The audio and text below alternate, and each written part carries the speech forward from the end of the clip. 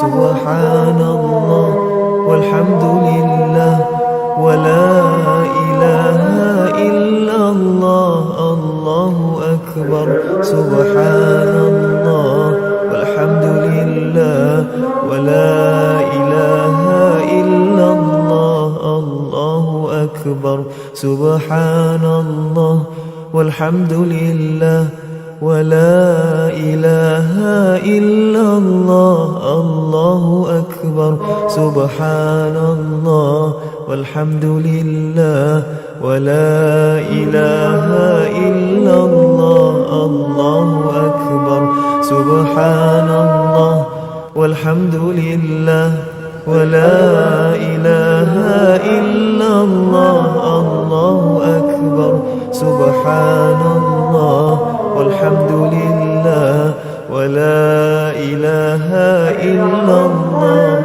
الله أكبر سبحان الله والحمد لله ولا إله إلا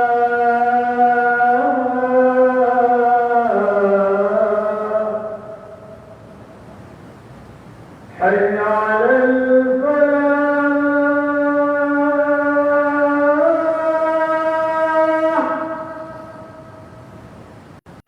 حي على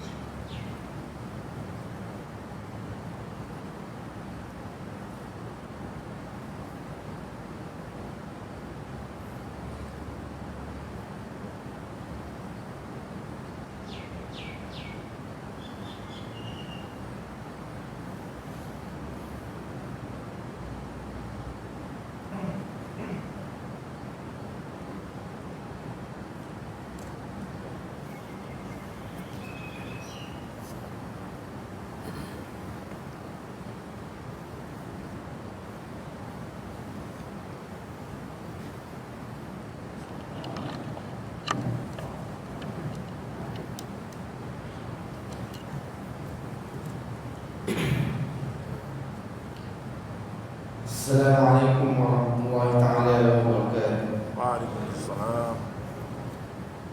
Allahu Akbar, Allahu Akbar, Allahu Akbar, Allahu Akbar.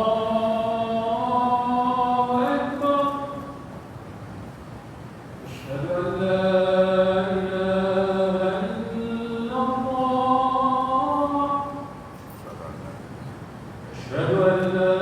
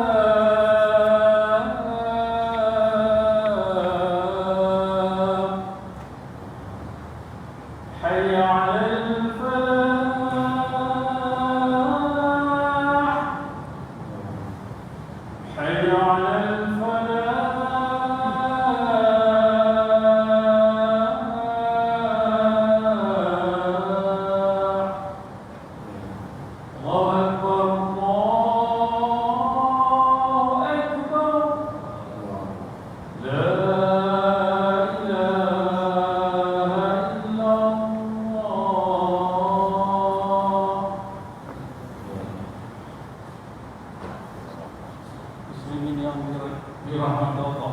Hendaklah kita berdiam diri ketika khatib sedang khutbah, kerana mengikut sebuah hadis yang diriwayatkan oleh Abu Hurairah radhiyallahu anhu yang bermaksud, barang siapa berkata-kata ketika khatib sedang khutbah, maka dia telah melakukan satu perkara yang sia-sia. Perkara yang sia-sia. Hadis riwayat Muslim, Bukhari dan Muslim.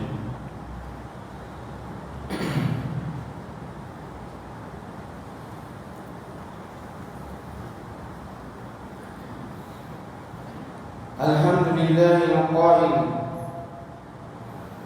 wa ma ataakumur rasul fakhuzuhu wa ma nahakum anhu fantahu wattaqullaha innallaha syadidul iqab. Asyhadu an la ilaha illallah wahdahu la syarika wa asyhadu anna Muhammadan abduhu wa rasuluh. Allahumma shalli wa sallim ala sayyidina Muhammad wa ala alihi wa ashabihi ajma'in. Amma faya ayyuhal muslimun, ittaqullaha usikum wa iyaya bittaqwallah faqad fazal muttaqun. Qala Allah subhanahu wa ta'ala, ya ayyuhallazina amanu ittaqullaha haqqa tuqatih wa la tamutunna illa wa antum muslimun. Sidang Jumaat dirahmati Allah Subhanahu wa taala sekalian. Saya berpesan kepada diri saya dan kepada seluruh hadirin sidang Jumaat sekalian, marilah sama-sama kita memperkukuhkan ketakwaan kepada Allah Subhanahu wa taala dengan melaksanakan segala perintahnya dan meninggalkan segala larangannya. Semoga dengan demikian kita sentiasa mendapat kasih sayang dan rahmat daripada Allah Subhanahu wa taala. Khutbah pada hari ini akan membicarakan tajuk kepentingan hadis Nabi dalam beragama. Sidang Jumaat dirahmati Allah Subhanahu wa taala sekalian. Al-Quran dan Al-Hadis Nabi sallallahu alaihi wasallam merupakan sumber wahyu yang saling melengkapi antara satu sama lain. Al-Quran berfungsi sebagai kitab yang menjelaskan ajaran agama secara umum, manakala hadis Nabi pula berperanan memperincikan ajaran-ajaran umum berkenaan supaya ia dapat diamalkan. Sebagai contoh, Al-Quran telah memerintahkan umat Islam agar menunaikan solat dan mengeluarkan zakat, seperti mana yang disebut dalam suratul Baqarah ayat 43. A'udzubillahi minasyaitonir rajim. Wa aqimus shalah wa atuz zakata warka'u ma'ar raki'in.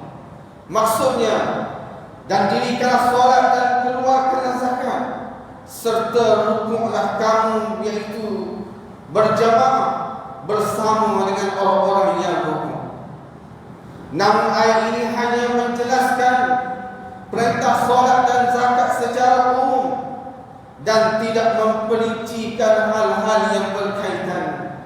Maka di sinilah datangnya peranan hadis-hadis Nabi sallallahu alaihi wasallam dalam memperincikan jenis-jenis zakat, jenis-jenis solat yang wajib dan yang sunat, menjelaskan waktu solat dan bilangan rakaat, mengajarkan bacaan-bacaan tertentu ketika berdiri, ketika rukuk, i'tidal, duduk dan sujud, menghuraikan syarat sah solat dan juga perkara-perkara dan yang membatalkan solat dan sebagainya.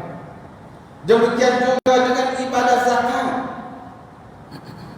Hadis-hadis Nabi berfungsi menghuraikan jenis-jenis zakat yang wajib dizakatkan, menjelaskan kadar minimum yang menjadikan sesuatu itu diwajibkan zakat, memperincikan kadar-kadar zakat seperti 2,5% atau 1/10 atau 1/20 dan sebagainya daripada harta-harta yang tertentu.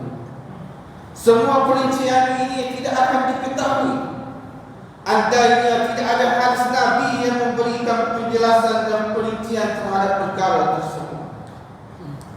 Atas sebab inilah Imam Al-Auza'i menegaskan bahawa kitab Al-Quran sentiasa memerlukan penjelasan agama dan hadis Nabi sallallahu alaihi wasallam. Demikian juga Imam Ahmad menjelaskan bahawa sunnah-sunnah Nabi sallallahu alaihi wasallam, yang menjelaskan bahawa sunnah-sunnah Nabi sebagai penjelas dan pentafsir kepada ayat-ayat Al-Quran yang hadis Nabi sallallahu alaihi wasallam. Banyak ajaran agama tidak dapat dipahami dan dilaksanakan dengan dan tepat. Malah Imam Asy-Syafi'i Al-Risalah juga berkata tidak ada hadis-hadis Rasulullah sallallahu alaihi wasallam. Kita tentu bagaimana cara, justru mengikuti hadis-hadis Nabi sallallahu alaihi wasallam hakikatnya adalah mengikuti perintah Allah Subhanahu wa taala. Yang ditegaskan oleh Allah Subhanahu wa taala surah An-Nisa ayat 80. A'udzubillahi minasyaitonir rajim. Man yuti'ir rasul faqad ata'a Allah. Maksudnya, sesiapa yang mentaati Rasulullah sallallahu alaihi wasallam, sesungguhnya dia juga telah mentaati Allah Subhanahu wa taala. Dan jemaat yang Allah Subhanahu wa taala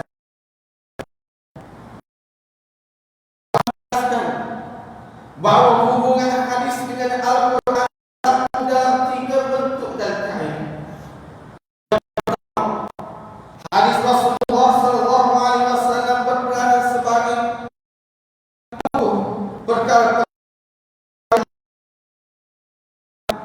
seperti kewajiban mempercayai iman, larangan mensyirikkan Allah,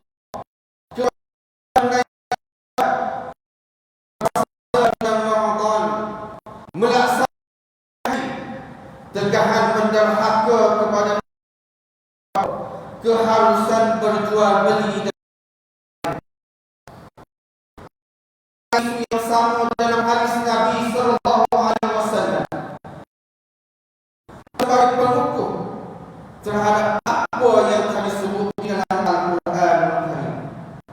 Yang kedua, hadis Nabi SAW berfungsi memperincikan ayat-ayat Al-Quran yang berumum dan mutlak, seperti menghuraikan kaifiat melakukan berpuasa, berzakat, menjelaskan jenis jual beli dan diharamkan, menghuraikan bentuk-bentuk riba dan seumpamanya. Perkara seumpama ini kita tidak akan dapat fahami melainkan dengan merujuk kepada huraian hadis daripada Nabi sallallahu alaihi wasallam. Dan yang ketiga, hadis Nabi sallallahu alaihi wasallam juga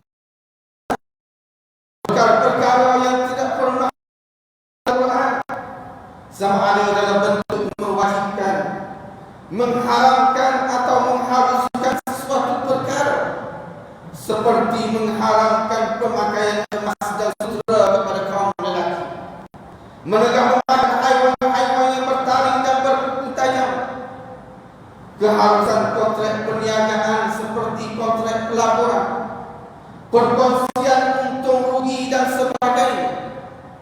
Perkara-perkara ini tidak disentuh di dalam Al-Quran. Namun hadis-hadis Nabi SAW berperan memberikan maklumat dan penjelasan tambahan kepada manusia. Ketika hubungan ini menunjukkan betapa umat Islam wajib memahami agama Islam melalui Al-Quran dan Al-Hadis. Namun golongan yang menolak hadis ataupun anti hadis berpendapat cukuplah Al-Quran sebagai rujukan dan tidak perlu ditambah lagi dengan hadis-hadis Nabi sallallahu alaihi wasallam. Golongan ini sebenarnya persis seperti mana yang telah keluar yang dikabarkan kepada kita tentang kemunculannya melalui sebuah hadis yang diriwayatkan oleh Abu Rafi' radhiyallahu anhu bahawa Rasulullah sallallahu alaihi wasallam bersabda, "La ulfiyanna ahadakum muttaki'an ala arikatihi ya'tihi al-amru min amri mimma amartu bih aw nahaitu an fayaqulu la adri ma wajadna fi kitabillah taba'nahu." Maksudnya, janganlah sekali-kali aku temui seseorang daripada kamu yang sedang bersandar di atas sofanya, kemudian datang satu perkara daripada urusanku, sama ada perkara itu yang aku suruh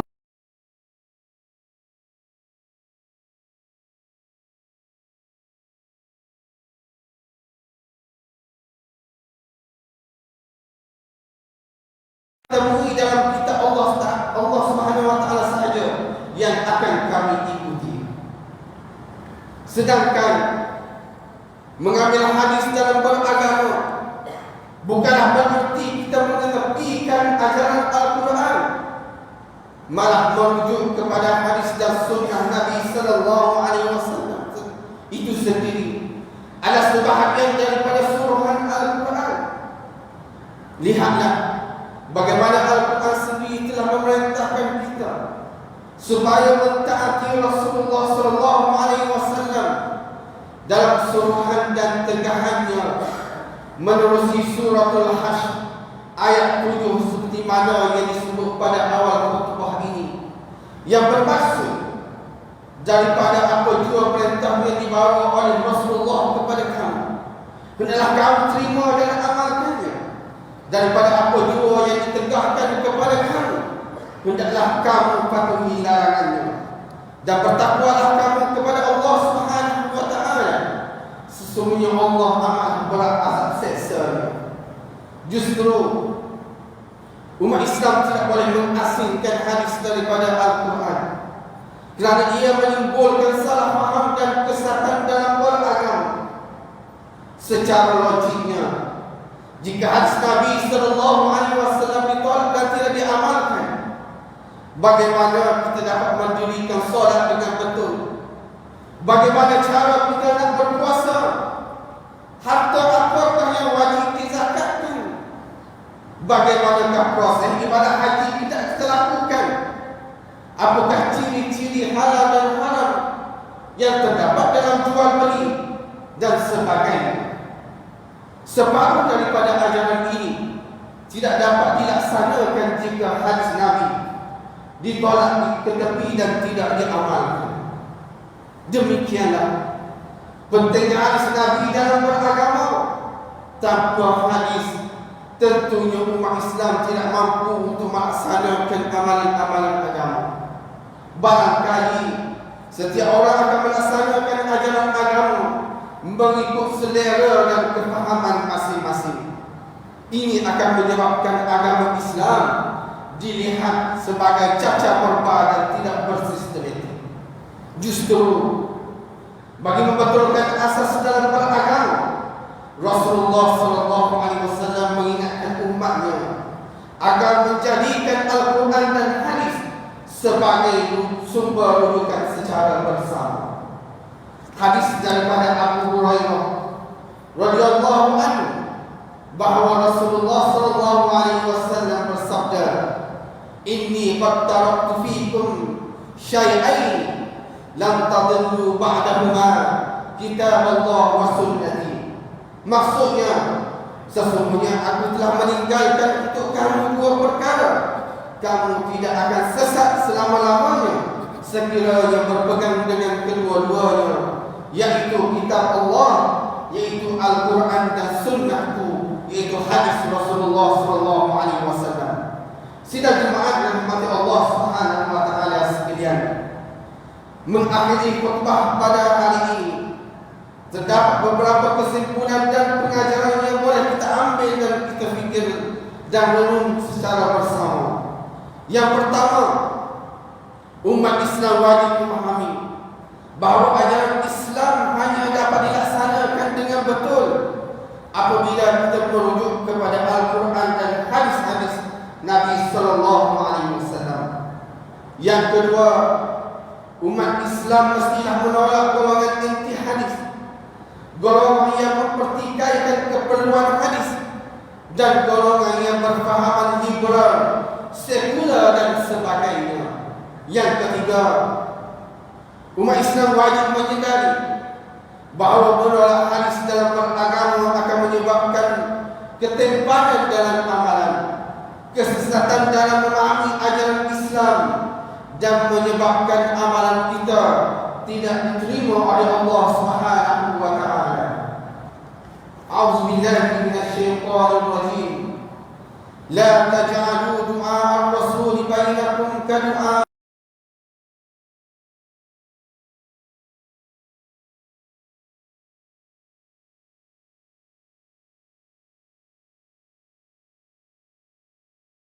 yusibahum fitnatun aw yusibahum azabun alim. Maksudnya, janganlah kamu jadikan seruan atau panggilan Rasulullah di antara kamu seperti seruan atau panggilan sesama kamu.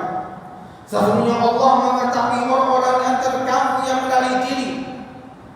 menarik diri keluar, yaitu daripada majlis Nabi SAW secara berselindung dan bersembunyi. Oleh itu, hendaklah mereka yang mengingkari perintahnya beringat serta berjaga-jaga, jangan mereka ditimpa bala bencana dan ditimpa azab seksa yang tidak terperi sakitnya.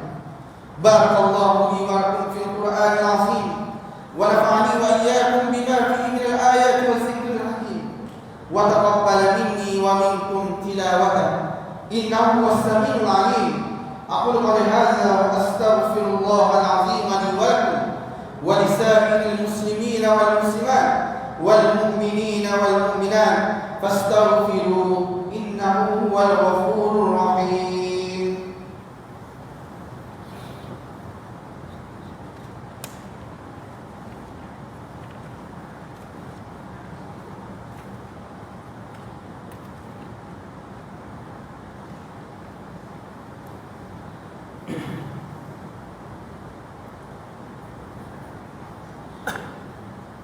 Alhamdulillahilladzi ja'alana minal muslimin wa razaqana minat thayyibat. Asyhadu an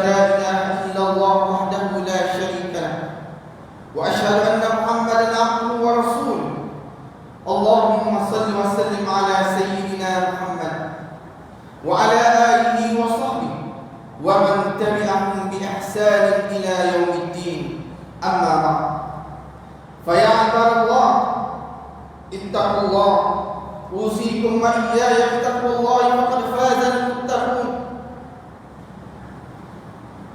Sidang jemaah yang dirahmati Allah Subhanahu wa taala sekalian, sekali lagi khatib ingin mengingatkan supaya sama-sama kita sentiasa bertakwa kepada Allah Subhanahu wa taala dengan mengawasi diri dan keluarga kita daripada perbuatan keji dan maksiat. Dalam masa yang sama, kita terus berdoa agar seluruh negara kita sentiasa dirahmati dan dilindungi daripada segala bentuk ancaman serta penularan wabak COVID-19. Untuk itu, terimalah dengan baik saranan pihak kerajaan supaya mendaftarkan diri kita melalui aplikasi MySejahtera untuk mendapatkan suntikan vaksin yang telah disahkan oleh Kementerian Kesihatan Malaysia. Mudah-mudahan kita tergolong dalam kalangan hamba-hamba Allah yang bersabar ketika menempuh segala penyakit dan musibah yang menimpa, dan juga kita berdisiplin mematuhi SOP dan tata cara amalan kebiasaan baru, iaitu norma baru, untuk memerangi wabak COVID-19 demi keselamatan dan kesejahteraan diri dan juga masyarakat. Dalam kita berdepan dengan wabak ini, janganlah kita mengambil jalan mudah dengan memudaratkan dan menyakiti diri sendiri.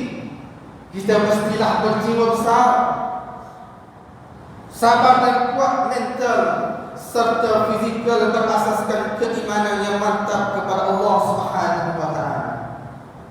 Marilah sama-sama kita memperbanyakkan selawat ke atas junjungan besar kita Nabi Muhammad sallallahu alaihi wasallam, sebagaimana perintah Allah Subhanahu wa taala di dalam Al-Qur'an, "Innallaha wa malaikatahu yusholluna 'alan nabi ya ayyuhallazina amanu shallu 'alaihi wa sallimu taslima."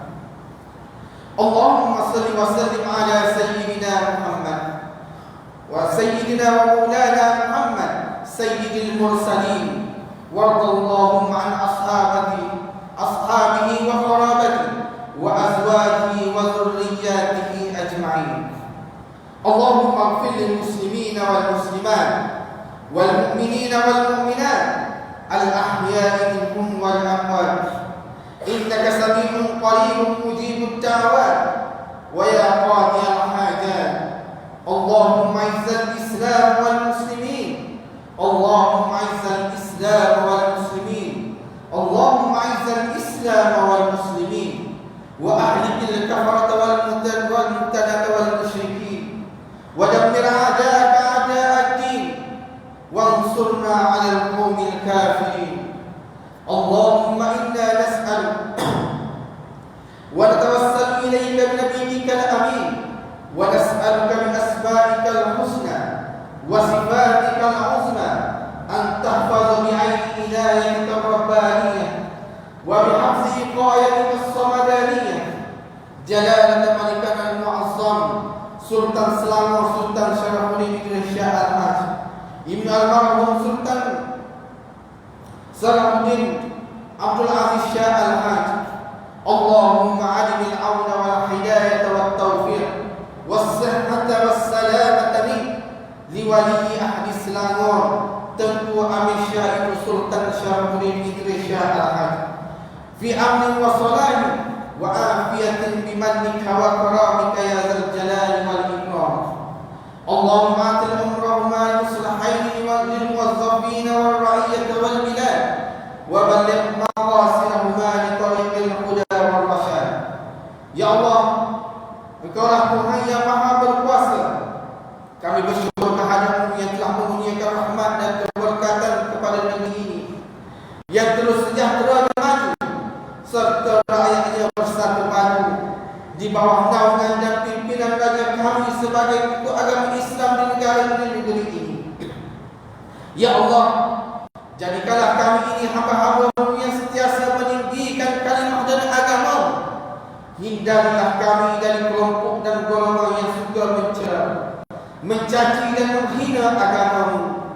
Ya Allah, kurniakanlah petunjuk kepada kami untuk mendirikan solat fardu 5 waktu secara berjamaah, menunaikan zakat melalui lembaga zakat Selangor, mewakaf dan menginfakkan harta melalui Perbanan Wakaf Selangor dan tabung infak jariah umat Islam Selangor, iaitu Tijari, dan kepada anak-anak yatim melalui Yayasan Islam Darul Ihsan, iaitu YIDE.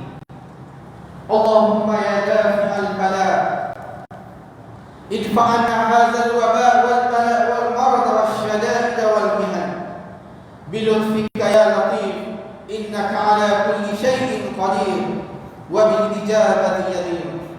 Rabbana hab lana min azwajina wa dhurriyyatina qurrata a'yun waj'alna lil muttaqina imama. Rabbana atina fid dunya hasanah wa fil akhirati hasanatan wa qina adzaban nar. Ibadallah, innallaha ya'muru bil adli wal ihsan wa ita'i dzil qurba wa yanha 'anil fahsya'i wal munkari wal baghi ya'izukum la'allakum tadhakkarun. Fadhkurullaha al-'azima yadhkurkum washkuruhu 'ala ni'amihi yazidkum was'aluhu min fadlihi yu'tikum wa dzikrullahi akbar wallahu ya'lamu ma tasna'un. Aqimus salat.